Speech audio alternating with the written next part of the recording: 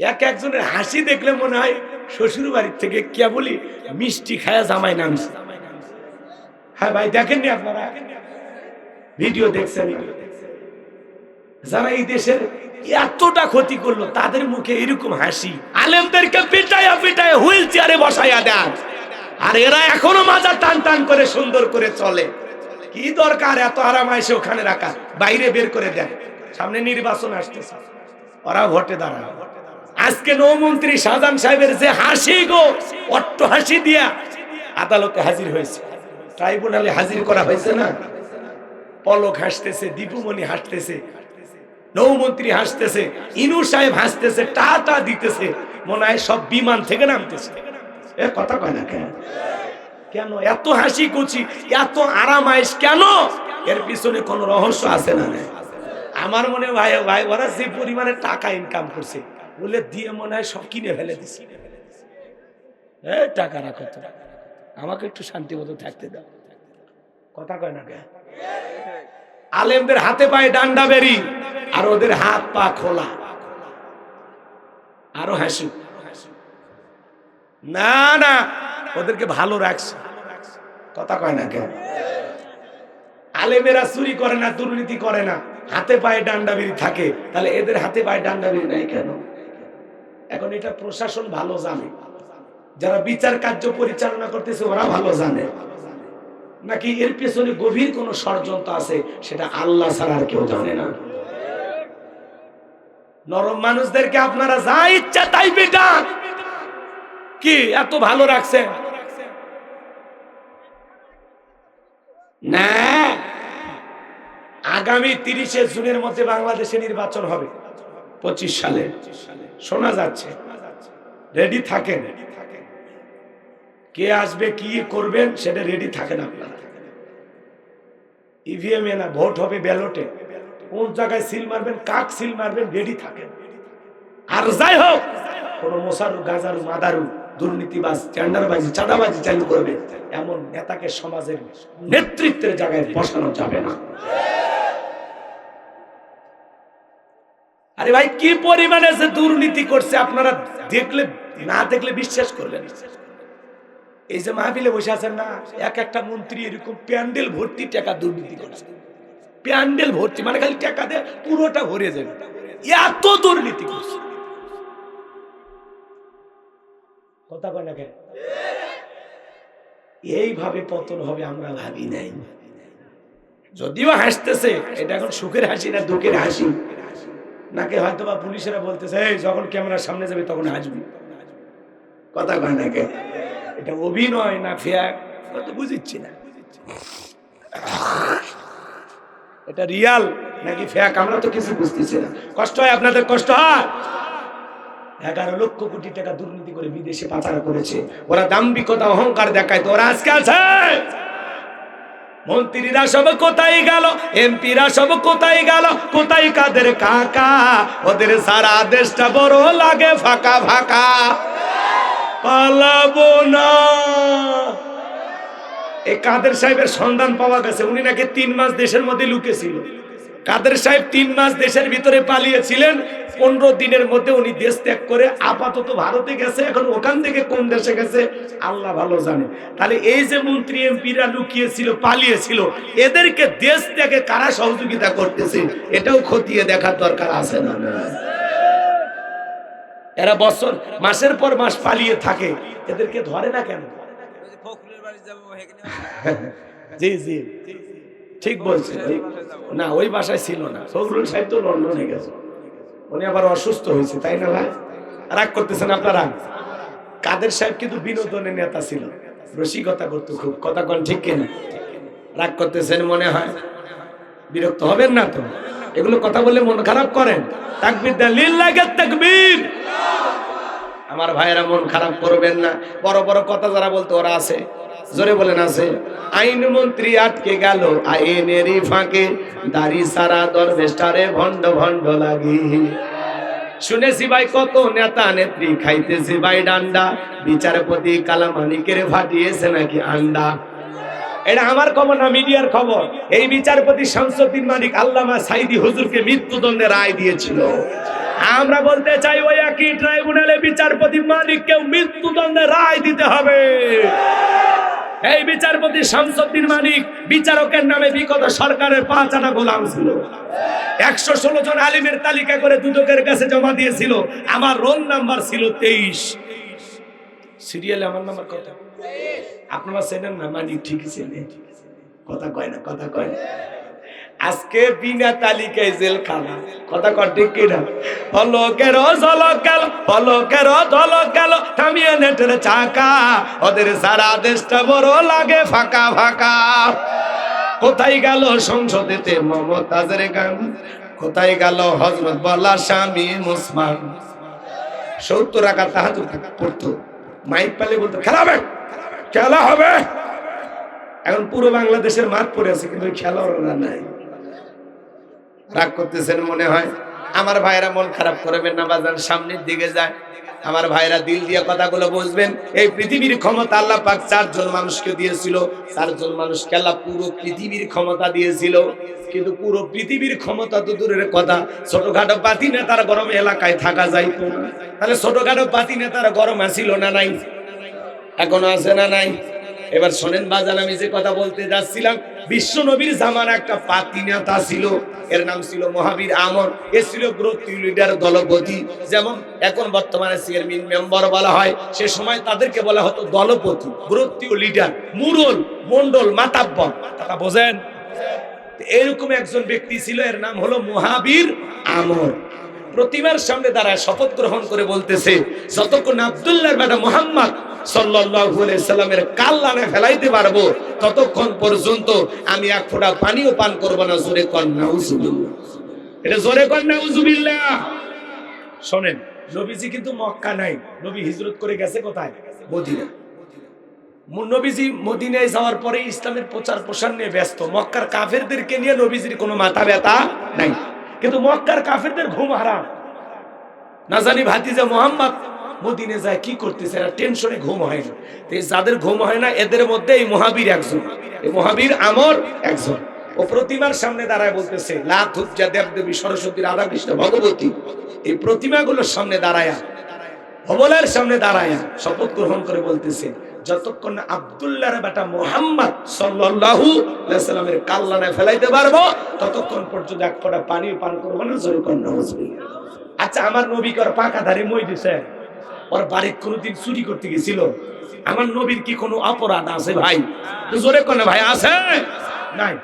তাহলে নবীজি কি অপরাধ? নবীজির কোনো অপরাধ নেই। নবীজি কালেমার দাওয়াত দেয়, ইসলামের প্রচার প্রসার করে, এক আল্লাহর প্রতি মানুষকে আহ্বান করে। এটাই কাফেরদের মাথা ব্যথার কারণ, এটাই ওদের সহ্য হইতো না। ওরা বলতো আমরা 33 কোটি দেবতা মানি, তাই যত সমস্যা। এর এক আল্লাহকে মানলে সব সমস্যার সমাধান, এটা ওরা বিশ্বাস করত। কথাকে বুঝতে পারছেন বাজান? এইবার নবীজির মাথা নেওয়ার জন্য মদিনার পথে রওনা করলেন। আল্লাহ তাআলা এই খবর বিশ্ব নবীর কান পর্যন্ত পৌঁছায়া দিলেন, নবী গো, মক্কার মহাবীর আমর আপনার মাথা নেওয়ার জন্য রওনা করেছেন। নবীজি আমার টেনশনে পড়ে গেলেন, কি করা যায়? সাহাবা ইকরামদেরকে ডেকে বলেন, আমার সাহাবীরা শোনো, মক্কার মহাবীর আমর আমার মাথা নেওয়ার জন্য রওনা করেছে, তোমরাই বলো কি করা যায়? হযরত ওসমান রাদিয়াল্লাহু তাআলা বলেন, আপনি আল্লাহর এত বড় পয়গম্বর, আপনি আল্লাহ তাআলার কাছে দোয়া করেন, ওই মক্কার মহাবীর আমর আপনার কাছে পৌঁছার আগে ওর হাত পা যেন আল্লাহ প্যারালাইজ করে দেয়, আপনার কাছে পৌঁছার ক্ষমতা যেন না থাকে। নরম মানুষ দোয়ার পক্ষে। হযরত ওসমানের কথা শুনে বিশ্বনবী হাত তুলে দোয়া করা শুরু করে দিলেন। আমার নবীজি দোয়া করে বলতেছেন, আল্লাহ ওই মক্কার মহাবীর আমর আমার কাছে পৌঁছার আগে ওরা হাত পা, এতটুকু শুধু বলেছেন। আমার আল্লাহ দেখে বলে, জিবরাইল আর করিস না দেরি, আমার বন্ধুরে জানায়া দে তাড়াতাড়ি। আমি আল্লাহ পাক শুধু 2 হাত দোয়া করার জন্য দেই নাই, মাঝে মাঝে জালিম আর বেঈমানদেরকে সাইজ করার জন্য 2 হাতে লাঠিও তুলে নেওয়া লাগবে। বলেন আল্লাহু আকবার। জিবরাইল এসে বলে নবী দোয়া কবুল হবে না, আপনি হাত নামান। নবী যে তখন হাত মুখে না লাগায় হাঁটুর উপরে রাইখা দিলেন। জিবরাইল ডেকে বলে নবী সাহাবায়ে কিরামদের মধ্যে ঘোষণা করেন আপনার সাহাবীদের মধ্যে এমন কেউ কি আছে যে মক্কার মহাবীর আমরের মোকাবেলা করবে?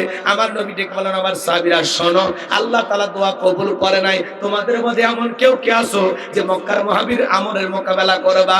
নবীর কোন সাহাবী দাঁড়ায় না, হযরত আলী দাঁড়িয়ে গেলেন। বলুন আল্লাহু আকবার।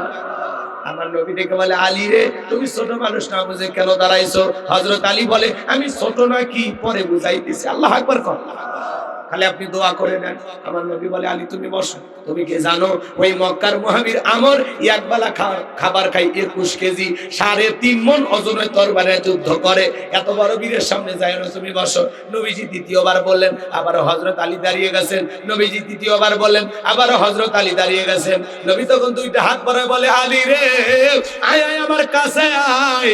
এই কথা বলে বিশ্ব নবী আলীকে বুকের সঙ্গে জড়ায় নিল আর ডেকে বলে আলী এত বড় বীরের সামনে যাইতে চাস, তোর কি জানে মায়া দয়া নাই? হযরত আলী ডেকে বলে নবী আপনি শুধু আমাকে দোয়া করে ছেড়ে দেন, ওই আমর চেহারা দেখার আগে ওরে আমি জমিন থেকে বিদায় করে দেব। আমার নবী ডেকে বলে আলী খালি হাতে দোয়া করলে হবে না, ওসমান তোমার বাড়িতে কি তরবারি আছে? হযরত ওসমান বলে আমার বাড়িতে তরবারি আছে 27 ইঞ্চি লম্বা। এখন তো তরবারির কথা শুনে বলে জঙ্গি, কথা কর না কেন? হযরত ওসমান তরবারি এনে দিলেন, বিশ্বনবী হযরত আলীর হাতে তরবারি ধরায়া দিলেন। হযরত আলী তরবারি পায়ে মারছে, দৌড়াইতে দৌড়াইতে আমরের মুখোমুখি হয়ে গেছে। এইবার হযরত আলীকে দেখা মাত্রই আমর ডেকে বলে কি রে আলী তুই কেন আমার সামনে? হযরত আলী বলতেছে থামো, কেন আসছি পরে বলতেছি। এই কথা বলে তরবারিতে দাগ টানতেছেন আর একটা দোয়া পড়তেছেন। এই দোয়া পড়ে যদি বাড়ির চতুর্দিকে ফু দিতে পারেন বড় বড় দুর্ঘটনার হাত থেকে আল্লাহ আপনার পরিবারকে হেফাজত করবেন। আল্লাহু আকবার বলেন। হযরত আলী কি করতেছেন? দাগ টানতেছে। খেলায় নামার আগে সীমানা দেয়া লাগবে না? এইবার তরবারিতে এরকম দাগ টানতেছে, আগ টানতেছে। দাগ টানা আগ টানা বোঝেন তো? এরকম দাগটা টানার পরে তরবারিটা উঁচু করে বলতেছে এই কাফেরের বেটা আমর তোর যদি সাহস থাকে দাগটা পার হইয়া নবীজির কাল্লা নিতে যা। এ আয় আয়, খেলা হবে না, আয় আয়। আল্লাহু আকবার বলে, আর একটু জোরে বলেন আল্লাহু আকবার। হ্যাঁ, হযরত আলী ধমক খাইয়া ওর অন্তরের কলিজের পানি শুকে গেছে। একটা আওয়াজে অনেক কিছু ঘটে, কথা আছে ছোট মরিচে ঝাল বেশি। বাড়িতে ঢুকছে চোর, বাড়িওয়ালা ল্যাংরা, দুটো পা নাই, কিছু না পারুক, যদি বাড়িওয়ালা খালি ভিতর থেকে আওয়াজ দেয় কে রে, চোর থাকবি না, ভাগে দৌড় মারবি। একটা আওয়াজে অনেক কিছু। মুসলমান যখন তাকবীরের ধ্বনি দেবে লিল্লাহে তাকবীর আল্লাহু আকবার, বেঈমানেরা ঘরে ঢুকবে বিলের মতো মেও মেও করবে, সামনে আসার সাহস দেখাবে। বীর পুরুষ হবে মুসলমান, মাথা উঁচু করে বেঁচে থাকার জাতি। কথা বলেন না কেন? আমরা মাথা নিচু করে বেঁচে থাকার জাতি না। এই জন্য বাঁচলে সিংহের মতো বাঁচবো, বিড়ালের মতো 500 বছর হায়াত দরকার নাই। সিংহের মতো 1 ঘন্টা জমিনে টিকে থাকতে চাই। আল্লাহ আমাদেরকে বীর মুসলমান হিসেবে কবুল করুন, জোরে বলুন আমিন। আল্লাহ আমাদের অন্তরে সাহস বৃদ্ধি করে দেন, জোরে বলেন আমিন। কষ্ট হয় আপনাদের? হযরত আলী আর আমর বাজা বাজা ভাব, পুরো ঘটনাটাই শুনবেন। হযরত আলী বলতেছে এই দাগটা পার হ, আয় আয়। 1 পা সামনে আসে, 3 পা পিছনে যায়। এমত অবস্থায় হযরত আলী তাকায় দেখে আমরের কাঁধে থাকা তরবারি আল্লাহ কাঠের তক্তা বানাইছে। সুবহানাল্লাহ, একটু জোরে হবে না? হযরত আলী এইবার যখন আমর দাগ বরাবর আসছে, দাগ বরাবর, বুঝছেন? যেই দাগ বরাবর আসছে হযরত আলী খালি তরবারি কাঁধে ঠেকাইছে, তরবারি ঠেকাইতে দেরি ওই আমরের দেহ থেকে কাল্লাটা আলাদা করতে আল্লাহ দেরি করে নাই। একটু জোরে বলেন না আল্লাহু আকবার। এই জন্য আমার আল্লাহ ডেকে বলে আমার নাম আল্লাহ, যারা দিতে চায় আমি এবং আমার রাসূলের সাথে পাল্লা, আমি রাখবো না তাদের ঘাড়ের কাল্লা। চিৎকার মেরে বলুন সুবহানাল্লাহ। আল্লাহর সাথে পাল্লা দিয়া কোন জালেম টিকতে পারে? এই দুনিয়ার জমিনে যারা করবে আল্লাহর সাথে বাড়াবাড়ি, ওদেরকে আল্লাহ করবে দুনিয়ার সাথে। আল্লাহর সাথে বাড়াবাড়ি করতে নাই। আল্লাহ ওদের হেদায়েত দান করুক, পাশাপাশি আমাদেরকে সঠিক বুঝ দান করুন। বক্তা শ্রোতা সবাইকে আল্লাহ পাক আমল করার তৌফিক দান করুন। হযরত আলী তরবারি ঠেকাইছে, কোপ দেয়নি, কে ফালাইছে? কাল্লা। আল্লাহ। এখানে আরো কিছু কথা আছে, ওইদিকে জিহাদের ময়দানে ওই দিন রাসূল এটা প্রকাশ করে, ওইদিকে আর আমরা গেলাম না। দুইজন ইমানদারের মধ্যে একজনের নাম হলো নবী সুলাইমান, যাকে আল্লাহ রাব্বুল আলামিন পুরো পৃথিবীর রাজত্ব পাওয়ার ক্ষমতা দিয়েছিলেন। বলুন আল্লাহু আকবার। নবী সুলাইমানের ইতিহাস ঘটনা যদি বলতে যাই বাজান অনেক লম্বা সময় হবে, এত সময় আপনাদের হাতেও নাই, আমার হাতেও নাই। নবী সুলাইমান আলাইহিস সালামকে আল্লাহ রাব্বুল আলামিন বিশাল ক্ষমতা দান করেছিলেন। কথা বলেন ঠিক কি না? নবী সুলাইমান আলাইহিস সালামের এদিক খেয়াল করেন, আল্লাহ একটা মুজিজার আংটি দিয়েছিলেন বাজান। মানব দানব জিন ইনসান সকলেই হুকুম মানতে বাধ্য, এমনকি বাতাস পর্যন্ত তার হুকুম মানতো। আল্লাহু আকবার বলেন। আল্লাহ তাআলা তাকে একটা সিংহাসন দিয়েছিল, বাতাসকে অর্ডার করা মাত্রই যেখানে যাইতে ইচ্ছা করতেন মুহূর্তে বাতাস সেই জায়গায় পৌঁছায় দিত। আল্লাহু আকবার বলেন। এখন জাহাজ গাড়ি হাওয়াই চলে, ওগো কলেরই বিধান, একদিন বিনা কলে হাওয়াই চলতো নবী সুলাইমান, মোরা সেই মুসলমান। আমার ভাইরা দিল দিয়ে কথাগুলো বুঝবেন। নবী সুলাইমান আলাইহিস সালামকে আল্লাহ রাব্বুল আলামিন পুরো পৃথিবীর রাজত্ব পাওয়ার ক্ষমতা দিয়েছিলেন। 2 নাম্বার বাদশা জুলকারনাইনকে আল্লাহ পাক পুরো পৃথিবীর রাজত্ব পাওয়ার ক্ষমতা দিয়েছিলেন। এই পৃথিবীর জমিন এক নয় দুই নয়, বাদশা জুলকারনাইনকে আল্লাহ পাক 1600 বছর হায়াত দিয়েছিলেন। বলুন সুবহানাল্লাহ। আপনার আমার বাপ দাদা 14 গোষ্ঠীর হায়াত এক জায়গায় করলে 1600 বছর হবে? জোরে বলেন হবে? হ্যাঁ, বাদশা জুলকারনাইন সূর্য উদয় হতে সূর্য অস্তগমন পর্যন্ত, পূর্ব থেকে পশ্চিম পর্যন্ত পুরোটা পৃথিবীর ক্ষমতা আল্লাহ বাদশা জুলকারনাইনকে দিয়েছিলেন। একটা মজেদার ঘোড়া ছিল বাজান, পৃথিবী ভ্রমণের জন্য ওই ঘোড়ায় চড়ে চাবুক মারলে এক এক কদমে হাজার হাজার মাইল রাস্তা পাড়ি দিত। ইয়াজুজ মাজুজের যে ঘটনা আপনারা শুনেছেন, বিশাল একটা প্রাচীর নির্মাণ করে দিয়েছিল যেই বাদশা, সেই বাদশার নাম বাদশা জুলকারনাইন। আল্লাহু আকবার। অনেক কথা আছে, ওইদিকে বলা যাবে না বাজান গো, আমার লম্বা হবে না, আমার একটা টার্গেট আছে, সেই জায়গায় যেতে হবে। তাহলে দুইজন ইমানদার, একজন নবী সুলাইমান আর একজন হলো বাদশা জুলকারনাইন, আর দুইজন কাফেরকে আল্লাহ পাক পুরো পৃথিবীর রাজত্ব পাওয়ার ক্ষমতা দিয়েছিলেন। এর মধ্যে একজন জালেম বাদশা, নাম হলো বখতেনাসর। কথা কয় না? জালেম বাদশা বখতেনাসর, ওই জামানা আল্লাহ রাব্বুল আলামিন তার একজন পয়গম্বর পাঠিয়েছিলেন, নাম হলো নবী দানিয়াল। সংক্ষিপ্ত 2-1 মিনিট এই ঘটনাটা বলে আমি সামনের দিকে যাব। অনেক কথা বলা আছে, আয়াত বাকি আছে, আরো একটা কথা বলেন ঠিক কিনা? সামনের দিকে যাই আমার ভাইয়েরা। আল্লাহ নবী দানিয়াল সালাম বনি ইসরাঈল উম্মতদেরকে ডেকে বলেন, ইয়া বানি ইসরাঈল যকুরু নি'মাতি আল্লাতী আন'আমতু আলাইকুম ওয়া আন্নী ফাদ্দালতুকুম আলাল আলামিন। আর একটু জোরে বলেন আল্লাহু আকবার। নবী দানিয়াল বনি ইসরাঈল উম্মতদেরকে ডেকে বলে, আমার উম্মতরা শোনো, এখনো সময় আছে। তোমাদের বাপ দাদার কিন্তু চাকর ছিল, ক্রীতদাস ছিল, সেই জীবন থেকে আল্লাহ তাআলা তোমাদেরকে মুক্ত স্বাধীন জীবন দিয়েছে। বিছাই গাছের পূজা করো না, মাছের পূজা করো না, চন্দ্রের পূজা করো না, সূর্যের পূজা করো না, এখনো সময় আছে, আল্লাহর ইবাদত করো। কিন্তু উম্মতরা ছিল ঠেটা, বনি ইসরাঈল উম্মতরা ছিল খুব চালাক, এরা সহজে সব কথা মানতো। নবী বুঝে একটা, ওরা বুঝে নবীর চাইতে বেশি। এরকম চালাক চালাক প্রকৃতির উম্মত ছিল বনি ইসরাঈল। নবী দিনে দাওয়াত দেয়, সকালে দাওয়াত দেয়, বিকেলে দাওয়াত দেয়, রাতে দাওয়াত দেয়, কোনো মতেই তারা দাওয়াত গ্রহণ করে না। তারা দাম্ভিকতার অহংকার দেখাইতে লাগলো। নবী দানিয়াল তখন পরিশেষে তাদেরকে হুমকি দিয়ে বলল, শোনো, কোন কওমের মানুষ, কোন জাতির মানুষ যদি অহংকার করে, দাম্ভিকতা করে, আল্লাহ তাদের ভাগ্যে 2 ধরনের আযাব আর গজব পাঠায়। 1 নাম্বার হলো আসমান জমিনের আযাব আর গজব দিয়ে আল্লাহ ওদের ভাগ্যে ওদেরকে ধ্বংস করে দেয়, আর না হয় ওদের ভাগ্যে জালেম শাসক পাঠায়া দেয়। দেশের জনগণ হবে যেমন, নেতাও হবে তেমন। তখন আল্লাহ পাক ওই কওমের উপরে জালেম বাদশা বখতেনাসরকে পাঠায়া দিল। জালেম বাদশা বখতেনাসর ক্ষমতার চেয়ারে বসার পরে লুটপাট শুরু করে দিল, নিরপরাধ মানুষদেরকে গ্রেফতার করতে লাগলো। শুধু নয়, আল্লাহ নবী দানিয়াল সালাম সহ তার 70,000 উম্মতকে জেলখানায় বন্দী করলো। নবী মানুষ কোন জায়গায় গো? কথা কয় না, কথা কয় না। নবী যদি জেলখানায় যায়, আজকে যারা নায়েবে রাসূলের ভূমিকা পালন করবে, হকের দাওয়াত দিবে, কোরআন সুন্নাহর সঠিক কথা প্রচার করবে, মাঝে মাঝে ওই আলেমদেরকে টার্গেট করে জেলখানায় ঢুকাবে, ওইটা নবীদের সুন্নাত তারা আদায় করতে যায়। কথা বলেন ঠিক কি না? এত সহজ না। মুমিনের জন্য পুরোটা দুনিয়া জেলখানা শুরু। কথা কয় না? এই যে শুরুতে একটা হাদিস পড়েছে, মনে আছে? মুসলিম শরীফের কি বলেছিলাম? ক্বালা ক্বালা রাসূলুল্লাহি সাল্লাল্লাহু আলাইহি সাল্লাম, আদ-দুনিয়া সিজনুল মুমিন ওয়া জান্নাতুল কাফির। মুমিনদের জন্য দুনিয়াটা হলো কারাগারের মতো, জেলখানার মতো, আর কাফির বেঈমানদের জন্য আরামায়েশ হবে এমন জান্নাতের মতো। ওরা এই দুনিয়াতে আরামায়েশ করবে। আমরা তো ভাবতাম এই যে এত কিছু হয় হুজুর, অত তো কিছু হয় না হুজুর। হ্যাঁ, তাই তো দেখতেছি। তাহলে নবী মানুষ কোন জায়গায়? জেলখানায়। কথা বলেন ঠিক কিনা? আল্লাহ নবী দানিয়েল আলাইহিস সালাম জেলখানায় উম্মতদেরকে ডেকে বলে, কই গেল তোমাদের বাহাদুরি, কই গেল টাকা পয়সা, কই গেল অহংকার? এই দিনের ভয় তো আমি তোমাদেরকে দেখাইতেছিলাম। ডেকে বলে, পয়গম্বর আপনার কথা যে দিবালোকের মতো সত্য হবে আমরা বুঝতে পারি নাই গো পয়গম্বর।